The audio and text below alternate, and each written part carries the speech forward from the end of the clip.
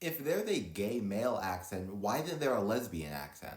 Studies have shown that one can guess whether or not a man speaking American English is gay or not based solely on their voice and nothing else at a rate greater than chance. But the same isn't true for lesbians, and there's a few reasons why. The first reason is that sociolects, or dialects that belong to specific social groups, tend to form in isolated communities. But up until relatively recently, there weren't a lot of opportunities for people who weren't men to live lives independent of men. And so there weren't a lot of isolated lesbian communities in the same way that there were isolated communities of gay men.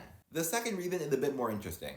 We know that the gay male accent is a learned trait and not something that's biologically tied to being a gay man who speaks American English. So where's the accent learned from? Well, some social linguists believe that the gay male accent developed in American English in the mid 20th century, and it was learned from screen media, when almost all gay men in media were portrayed as overly effeminate. It then followed that gay American men either consciously or subconsciously mimicked their speech because they were some of the only prominent gay men in media at the time. If this is where the gay male accent comes from, then it makes sense why there's no lesbian accent, because there's been representation of gay men in media far longer than there's been representation of lesbians. I do disagree with this idea though for a handful of reasons. The biggest one being that outside of young children, there's not a lot of evidence that people can have their accents that heavily molded by things like TVs and movies.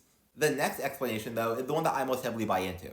Some people will tell you that the gay male accent is just a mimicry of how women speak, and I disagree with this notion, as do most linguists. But what's undeniable is that the gay male accent does feature some traits that are more common among women than men, like vocal fry or a higher vocal pitch. And so while I'm not saying the gay male accent is just a mimicry of women's speech, it does seem to reject what we traditionally consider to be masculine speech traits. And so if that's the case, then it makes sense why there's no lesbian accent. When we treat masculinity as the default gender expression like we do here in America, deviation from masculinity is more noticeable than deviation towards it. And so while we notice when a man speaks in a traditionally non-masculine way, we don't notice when someone who isn't a man speaks in a masculine way, because we treat masculine speech as the default. And so because there's more room for freedom in how people who aren't men express their gender through their speech, it kind of blurs the line between what would or wouldn't be lesbian speech.